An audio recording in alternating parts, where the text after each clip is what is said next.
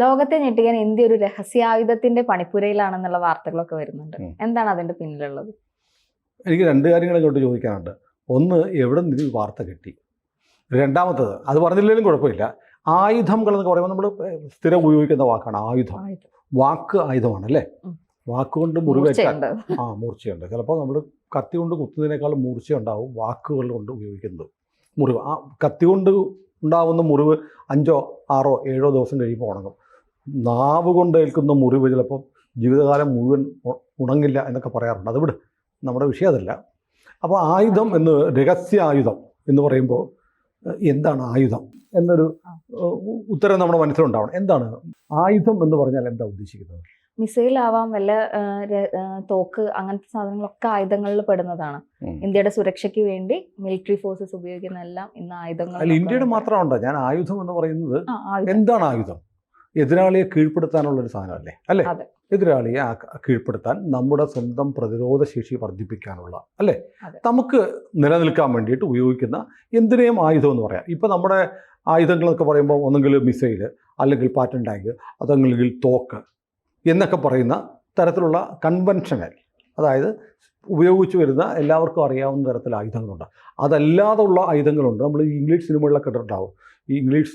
ഈ ആക്ഷൻ സിനിമകളിലൊക്കെ, മറ്റേ ജെയിംസ് ബോണ്ടിൻ്റെ സിനിമകൾ, അല്ലെങ്കിൽ ഇതുണ്ടല്ലോ സൂപ്പർ ഹീറോസിൻ്റെ സിനിമകളിലൊക്കെ തോക്കൊക്കെ ഉണ്ട്. തോക്കിലിങ്ങനെ ട്രിഗർ അമർത്തുമ്പോൾ വെടിയുണ്ടല്ല, ഒരു ലൈറ്റാണ് പോകുന്നത്. ലൈറ്റ് ചെല്ലുന്നിടം കത്തിപ്പോകുന്നു. അപ്പോൾ ഇതൊക്കെ ഭാവനയാണ്. പക്ഷെ ഭാവനയല്ല. ഒരു ട്രിഗർ അമർത്തുമ്പോൾ ഒരു പ്രകാശം പുറത്തേക്ക് വന്നു. ആ പ്രകാശം എവിടെ ചെല്ലുന്നോ ചെന്ന് പതിക്കുന്നു, അവിടെ കത്തിക്കരിഞ്ഞ് പോകുന്നു. അത് ചെന്ന് പതിക്കുന്നത് ആകാശത്തൂടെ പറന്നു വരുന്ന ഒരു വിമാനത്തിലാണ്. വിമാനം കത്തി തകർന്ന് ചാമ്പലായി പോകുന്നു. ഇതൊക്കെ ഭാവനയാണെന്ന് കരുതിയിരുന്നൊരു കാലമുണ്ട്. അത് കഴിഞ്ഞു. ഇപ്പോൾ അത്തരം ആയുധങ്ങൾ ഡയറക്റ്റ് എനർജി, അതായത് എനർജി, ഊർജം നേരെ ഒരു സ്ഥലത്തേക്ക് വ്യാപിപ്പിക്കാൻ, പ്രസരിപ്പിക്കാൻ കഴിയുന്ന ഒരു ആയുധം. നമ്മൾ മീഡിയൊക്കെ ചെയ്തിട്ടുണ്ടെന്ന് അറിയില്ല. എൻ്റെയൊക്കെ കുട്ടിക്കാലത്ത് നമ്മൾ സയൻസൊക്കെ പഠിക്കുമ്പോൾ ചെറിയ ലെൻസ് മേടിക്കും. ഒരു കൈപ്പിടിയുള്ള ലെൻസ് കിട്ടും. ഈ ലെൻസ് ഇങ്ങനെ ഒരു പേപ്പറിൽ ഇങ്ങനെ വെച്ച് സൂര്യപ്രകാശം ഇങ്ങനെ ഫോക്കസ് ചെയ്ത് അയക്കുമ്പോൾ ആ പേപ്പർ കത്തും. ചെയ്തിട്ടുണ്ടോ? അപ്പോൾ ഒരുമാതിരി കുട്ടികളൊക്കെ ചെയ്തിട്ടുണ്ട്. നമ്മുടെ പ്രേക്ഷകരിൽ പലതും ചെയ്തിട്ടുണ്ടാവും. അപ്പോൾ എന്താ ചെയ്യുന്നത്? ലെൻസ് വെച്ചിട്ട് സൺ എനർജി, സൂര്യൻ്റെ താപോർജ്ജം നമ്മളൊരു പോയിന്റിലേക്ക് കേന്ദ്രീകരിക്കുകയാണ്. അതുകൊണ്ട് കത്തിക്കാൻ പറ്റും. പഴയ കാലത്തെ യുദ്ധങ്ങളിൽ നമ്മുടെ ഇന്ത്യയിലുള്ള ചില രാജാക്കന്മാർ പോലും, ചോള രാജാക്കന്മാർ പോലും ഇത്തരം വലിയ മിററുകൾ ഉണ്ടാക്കി, ലെൻസുകൾ ഉണ്ടാക്കി, അത് ഫോക്കസ് ചെയ്ത് കടലിലൂടെ ദൂരത്തുനിന്ന് വരുന്ന ശത്രുസേനാ കപ്പലുകളെ കത്തിച്ച് കളഞ്ഞിട്ടുണ്ടെന്ന് വായിച്ചിട്ടുണ്ട്. കാരണം കപ്പലിനൊക്കെ പണ്ടൊക്കെ പായ്ക്കപ്പലാണല്ലോ. പായ്ക്കപ്പലിൻ്റെ പായകളിലേക്ക് ഇത് ഫോക്കസ് ചെയ്യുമ്പോഴത്തേക്ക് എന്ത് ചെയ്യും? നമ്മൾ ഉപയോഗിക്കുന്ന ചെറിയ ലെൻസല്ല, കൂറ്റൻ ലെൻസുകൾ വെച്ചിട്ട് സൂര്യപ്രകാശം അങ്ങോട്ട് ഫോക്കസ് ചെയ്യുമ്പോൾ അതിന് തീ പിടിച്ച് മൊത്തം കത്തിപ്പോകും. അത് പണ്ട് കാലത്ത് ഉപയോഗിച്ചിട്ടുണ്ട്. അതിൻ്റെ ആധുനിക വെർഷൻ, ഇപ്പോൾ സൂര്യപ്രകാശം കൊണ്ട് അങ്ങനെ ചെയ്യാൻ പറ്റില്ല എല്ലായ്പ്പോഴും, അത് പ്രായോഗികമല്ല. മാത്രമല്ല രാത്രിയിലാണെങ്കിൽ എന്ത് ചെയ്യും? അപ്പോൾ അതുകൊണ്ട് അതിന് പകരമായി ശാസ്ത്രം വികസിപ്പിച്ചെടുത്തിട്ടുള്ള ഒരു ആയുധമാണ് ലേസർ ആയുധങ്ങൾ, ഡയറക്റ്റ് എനർജി ലേസർ ആയുധങ്ങൾ. ഇത് ഏറ്റവും ഫലപ്രദമായി ഉപയോഗിക്കുന്ന കുറേ രാജ്യങ്ങളുണ്ട്. ചൈനയുടെ പക്കലുണ്ട്, അമേരിക്കയുടെ പക്കലുണ്ട്, ഇസ്രയേലിൻ്റെ പക്കലുണ്ട്, ഒക്കെയുണ്ട്. ഇത്തരം ആയുധങ്ങൾ ഉണ്ടാക്കുന്ന കാര്യത്തിൽ നമ്മുടെ പ്രതിരോധ ഗവേഷണ കേന്ദ്രമായ defence research development organisation DRDO പരീക്ഷണങ്ങൾ നടത്തിക്കൊണ്ടിരിക്കുകയായിരുന്നു. ഇപ്പോൾ കിട്ടുന്ന വാർത്ത, നമ്മൾ അങ്ങനെ ഒരായുധം, അതായത് വെടിയുണ്ട വേണ്ട, മിസൈൽ വേണ്ട, ഒന്നും വേണ്ട, നമ്മളൊരു മെഷീൻ അല്ലെങ്കിൽ തോക്കാവട്ടെ, തോക്ക് കൊണ്ടുപോട്ടെ, അത്തരം മെഷീൻ ഡെവലപ്പ് ചെയ്യുന്നു. ശത്രുവിൻ്റെ ഒരു വിമാനം അല്ലെങ്കിൽ മിസൈൽ ആകാശത്തേക്ക് വരുന്നു, നമ്മളിവിടെ നിന്ന് അവനെ ലേസർ ബീം അയക്കുന്നു, അവൻ തകർന്നു പോകുന്നു. അപ്പോൾ ഇത് വളരെ ആകാശത്തൂടെ വരുന്ന വ്യോമ പ്രതിരോധം, ആകാശത്തു നിന്ന് വരുന്ന ആക്രമണം, യുദ്ധവിമാനങ്ങളാവട്ടെ, ഡ്രോൺ ആവട്ടെ, അല്ലെങ്കിൽ മിസൈലുകളാവട്ടെ, ഇവരെ തകർക്കാൻ വേണ്ടിയിട്ടാണ് ഏറ്റവും വലിയ സാമ്പത്തിക ചെലവുള്ളത്. ഇപ്പോൾ നമ്മൾ ഏറ്റവും കേട്ടിട്ടുള്ള പ്രസിദ്ധമായ ഒരു വ്യോമ പ്രതിരോധ സംവിധാനം എന്ന് പറയുന്നത് ഇസ്രയേലിൻ്റെ അയൺ ഡോമാണ്. ഇസ്രയേലിലേക്ക് ഒരു മിസൈലോ വിമാനമോ ഒക്കെ വന്നാൽ അയൺ ഡോം എന്ത് ചെയ്യും? അപ്പം തന്നെ അതിനെ ഇൻ്റർസെപ്റ്റ് ചെയ്ത് അതിനെ തകർക്കും. അതെങ്ങനെയാണെന്ന് പറഞ്ഞാൽ, അത് അയൺ ഡോം എന്ന് പറഞ്ഞാൽ ഇങ്ങനെ ഒരു വല ഉണ്ടാക്കിയിരിക്കുകയല്ല, ഇസ്രയേലിൻ്റെ മുകളിൽ കൂടെ ഒരു നെറ്റ് അടിച്ചു വെച്ചിരിക്കുന്നതുമല്ല, മറിച്ച് ഇസ്രയേലിൻ്റെ ആകാശപരിധിയിലേക്ക് 200-300 കിലോമീറ്റർ അപ്പുറത്ത് തന്നെ എത്തുമ്പോഴത്തേക്ക് മറ്റ് ശത്രു വിമാനങ്ങളും മിസൈലുകളൊക്കെ എത്തുമ്പോൾ ഇസ്രയേലിന് അറിയാൻ കിട്ടും. എന്നിട്ട് അതിനെ തകർക്കാൻ വേണ്ടി തിരിച്ചങ്ങോട്ട് മിസൈൽ അയക്കും. അയൺ ഡോം ചെയ്യുന്ന അങ്ങനെയാണ്. അയൺ ഡോം കൃത്യമായും ഈ വരുന്നതിനെ തകർക്കണം എന്ന് ഉറപ്പുള്ളതുകൊണ്ട് ഒരേ സമയം 2 മിസൈലുകൾ അയക്കുന്നത്. ഒരു മിസൈൽ ഇസ്രായേലിൻ്റെ നേരെ വന്നാൽ അതിനെ പ്രതിരോധിക്കാൻ അയൺ ഡോമിൽ നിന്ന് 2 മിസൈലുകൾ അങ്ങോട്ട് പോകും. അത് കൃത്യമായി ചെന്നിട്ട് അതിനെ തകർക്കും. ഒരെണ്ണം പിഴച്ചു പോയാൽ അപകടം സംഭവിക്കാതിരിക്കാനാണ് രണ്ടാമത്തെ മിസൈലൂടെ പോകുന്നത്. 2 എണ്ണം വീതം അയക്കുന്നത്. അതിന് ഓരോന്നും അയക്കാൻ വേണ്ടി 1 കോടി രൂപയോളം ചിലവ് വരുന്നു എന്നാണ് കണക്കാക്കുന്നത്. ഇസ്രായേലിൻ്റെ തന്നെ കണക്ക് പറയുന്നത്. അപ്പോൾ ഈ വ്യോമ പ്രതിരോധത്തിന് ഉപയോഗിക്കുന്ന മിസൈൽസിനകത്തിന് വലിയ ചിലവാണ്, വളരെ എക്സ്പെൻസീവാണ്, ആക്യുറസി കുറവാണ്, പിന്നെ വേഗത. കാരണം അവിടെ നിന്ന് വരുന്നതിനേക്കാളും വേഗത്തിൽ നമ്മൾ അയക്കുന്നത് അങ്ങോട്ട് ചെന്നിട്ട് അതിനെ തകർക്കണം. ആ വേഗത്തിൻ്റെ കാര്യത്തിൽ ഒരു കണക്കുകൂട്ടൽ പഴിച്ചു പോയാൽ ഇതിനെ മറികടന്ന സാധനം ഇങ്ങ് വരും, വലിയ അപകടം ഉണ്ടാക്കും. അപ്പോൾ അതുകൊണ്ട് അതിവേഗത്തിൽ പോകുന്നതായിരിക്കണം, കൃത്യതയുള്ളതായിരിക്കണം, എന്നാൽ ഒരു മിസൈലിൻ്റെ ചിലവ് ഒഴിവാക്കാൻ കഴിയുന്നതുമായിരിക്കണം. അത്തരമൊരു ആയുധം എന്ന് പറയുന്ന ആവശ്യത്തിന്മേലുള്ള ഗവേഷണങ്ങളാണ് ഈ ലേസർ ഉപയോഗിക്കുന്ന ഹൈ എനർജി വെപ്പൺസ് കണ്ടുപിടിക്കാനുള്ള നീക്കത്തിലേക്ക് പോയത്. അതിപ്പോൾ അമേരിക്കയാണ് ആദ്യം ഉണ്ടാക്കി. അമേരിക്കയുടെ പക്കൽ ഇപ്പോൾ 500 കിലോ വാട്ട് ശേഷിയുള്ള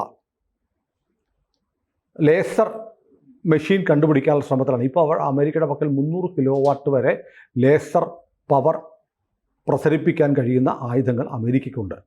അതിപ്പോൾ 500 ആക്കാനാണ്, 500 റേഞ്ചിലുള്ള ഉണ്ടാക്കാൻ വേണ്ടി അമേരിക്ക ശ്രമിച്ചുകൊണ്ടിരിക്കുകയാണ്.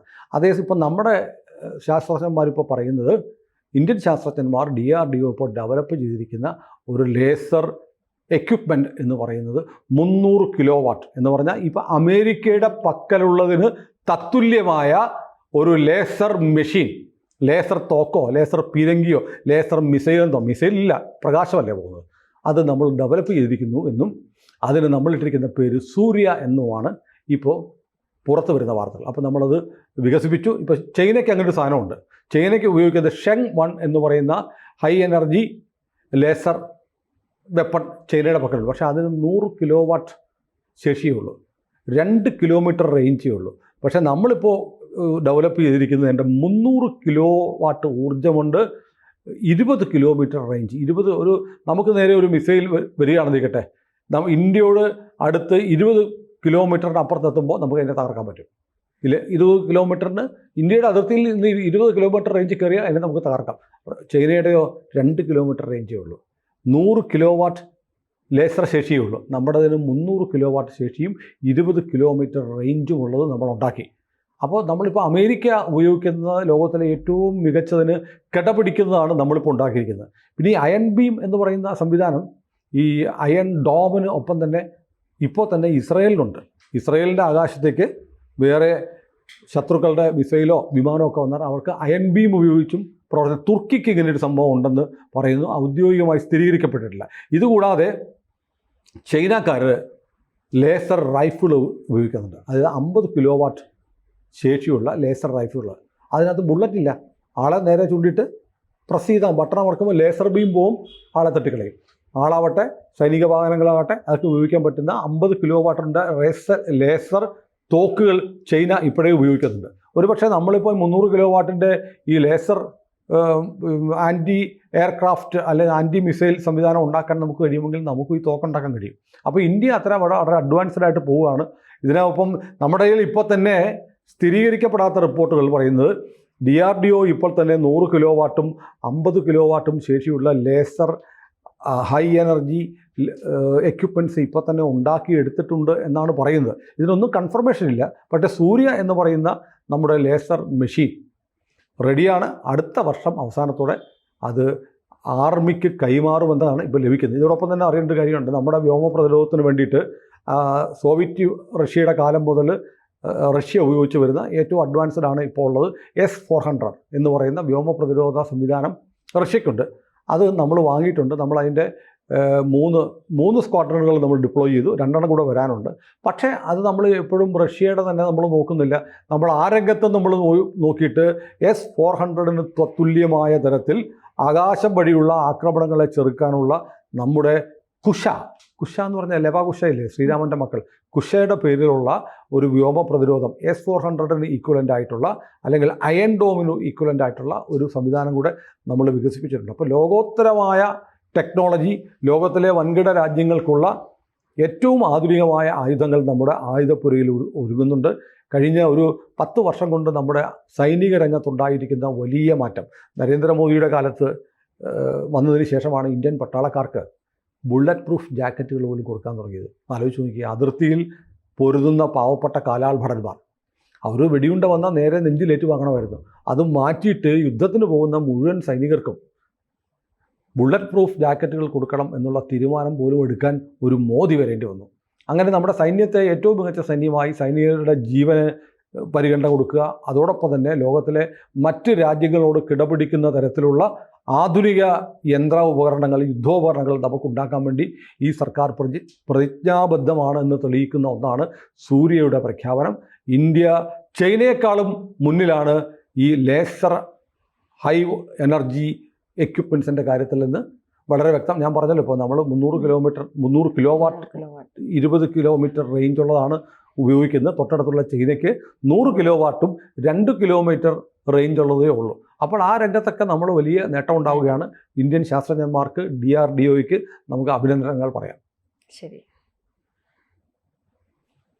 കൂടുതൽ വാർത്തകളും വിശേഷങ്ങളും നിങ്ങളിലേക്ക് എത്താൻ ABC മലയാളം സബ്സ്ക്രൈബ് ചെയ്യുക, ബെൽ ബട്ടണും അമർത്തുക.